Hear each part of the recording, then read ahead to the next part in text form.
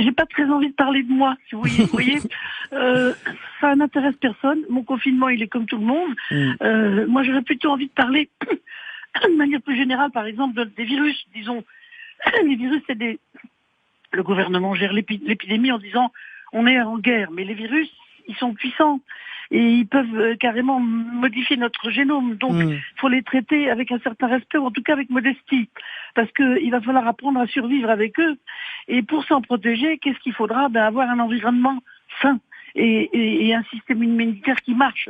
Et c'est ça qui nous permettra de vivre, non pas contre eux, mais de les supporter, parce qu'ils seront toujours là, quoi. On est dans une espèce de grande soupe cosmique où tout le monde a sa place, et la guerre contre le virus, elle sera toujours perdue si on est en mauvaise santé. Donc il va falloir que d'abord on répare l'environnement avant de penser seulement à tuer un pauvre virus qui est là. Parce que pourquoi il est là? Parce qu'on est une humanité qui est tellement malade, confinée dans les villes d'où c'est parti, de Wuhan. Wuhan est une ville complètement confinée, complètement ivre de pollution. Les poumons sont tous affaiblis. Donc les virus qui s'attaquent aux poumons, ils sont à la fête. Et c'est pareil que dans l'agriculture. Dans l'agriculture, si vous mettez des dizaines d'hectares d'une plante malade, génétiquement modifiée ou hybride, dans une terre complètement malade, les pestes, ils vont se régaler. Et qu'est-ce qu'il faudra? Mettre des tonnes de pesticides et les arroser pour qu'ils puissent survivre. Et nous, c'est pareil. Donc, c'est pas la bonne méthode. Il faut. Et puis alors, il y a aussi un truc qui me frappe énormément, c'est l'intelligence collective qui est en train de naître dans cette crise. Les Français, ils ont établi des rites de remerciements massifs qui sont suivis c'est des très beaux gestes politiques, et ça prolonge les grèves contre la réforme et l'action des Gilets jaunes. Ils crient haut et fort qu'est-ce qui est important dans nos vies. Parce qu'on vit dans un pays où ceux qui assurent les fonctions essentielles, qui font tenir debout la société, sont sous-payés, méprisés. Je parle des aides-soignantes, des infirmières, des infirmiers, des médecins qui travaillent dans les hôpitaux publics, les personnels des écoles, le personnel des écoles, les instituts, les profs, les chercheurs, tous ceux-là, ils touchent des salaires de misère, tandis qu'il y a des jeunes crétins arrogants qui sont payés des millions d'euros par mois pour mettre un ballon dans un filet. Vous voyez? Donc ça va pas, quoi. Et Colline Serrault, on manque d'argent pour équiper nos hôpitaux, mais prenons l'argent où il est, chez les GAFA, qui payent leurs impôts, parce que où est-ce qu'ils gagnent leur argent, les GAFA? Avec un pays qui a des infrastructures, des routes, de l'électricité, des trains, etc.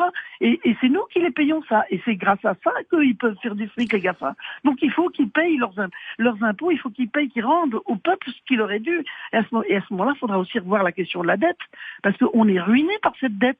Mais et ça enrichit qui? Les marchés financiers.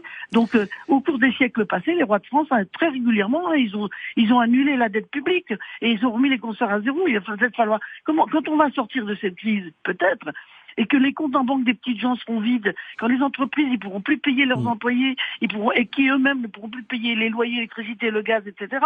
Mais comment ils feront, les gouvernements, est-ce qu'ils vont continuer à gaspiller 80% de notre budget à rembourser une dette qui profite qu'aux banquiers? Colline Serrault, vous ne voulez pas parler de Colline Serrault, s'il vous plaît. Vous ne voulez pas parler de votre propre confinement, mais à qui pensez-vous en ce moment? Je pense à tous ceux qui sont pauvres, plus pauvres d'entre nous, qui sont là, dans les villes, confinés dans des petites surfaces, les jeunes qui n'ont pas beaucoup de fric et qui sont dans des petites surfaces, les familles nombreuses qui sont dans des petites surfaces, les personnes âgées seules ou dans les EHPAD. Et à cela, j'y pense.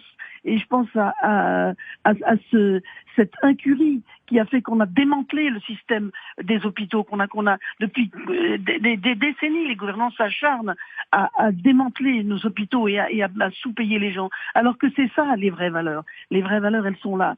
Et c'est à eux que je pense, et c'est que à eux que je pense. Et je pense, j'espère que et aussi je pense à ces gens héroïques et même aux caissières de supermarchés qui disent qu'elles sont les fantassins qu'on envoie au front, qui n'ont pas de masque, et les policiers qui n'ont pas de masque. C'est quoi ça? Et il y a Sibeth, elle s'appelle Sibeth, qui nous a dit l'autre jour, il y a des vidéos qui Sibeth Ndiaye. Regardez, oui, en tout cas elle s'appelle Sibeth, et elle nous a assommé de ces croyances en disant mais il n'y a pas de pénurie de masques, les gars. Attendez, il n'y a pas de pénurie de masques, mais je rigole ou quoi?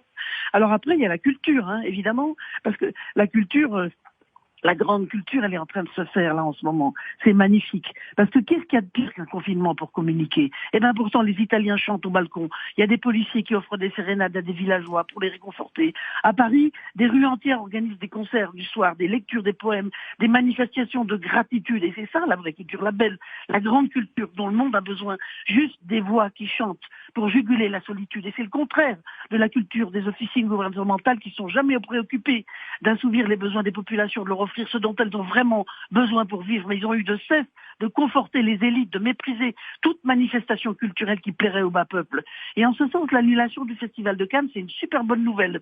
Parce qu'après l'explosion en plein vol des Césars, manipulés depuis des années par une mafia au fonctionnement opaque et antidémocratique, après les scandales des abus sexuels dans le cinéma, dont seulement une infime partie a été dévoilée, le Festival de Cannes, il va lui aussi devoir faire des révisions déchirantes et se réinventer. Ce Festival de Cannes qui déconne, ou Festival déconne, complice d'un système rongé par la phallocratie, par la corruption de l'industrie du luxe, où l'on expose complaisamment de la chair fraîche piquée sur des échasses, pauvres femmes porte-manteaux manipulées par les marques, humiliées, angoissées à l'idée de ne pas assez plaire aux vieillards, aux bras desquels elles sont accrochées comme des trophées ce festival. Mais venez-y, en jean troué, en basket les filles, car c'est votre talent vocalisé d'artiste qu'il faut y célébrer, et non pas faire la course à qui sera la plus à poil, la plus pute. Enfin, pour finir, je veux simplement dire que je voudrais vraiment adresser une parole de compassion aux nombreux malades et à leurs proches et leur dire que du fin fond de nos maisons ou nos appartements enfermés que nous sommes, nous ne cessons de penser à eux, de leur souhaiter de se rétablir. Je suis pas croyante. Les prières m'ont toujours fait rire, mais voilà que je me prends à prier pour que tous ces gens guérissent. Et cette prière ne remplacera jamais les soins à l'hôpital, le dévouement héroïque des soignants et une politique sanitaire digne de ce nom. Mais c'est tout ce que je peux faire, alors je le fais. Merci. En espérant que les ondes transporteront mon message, nos messages, d'amour et d'espoir à ceux qui en ont vraiment besoin.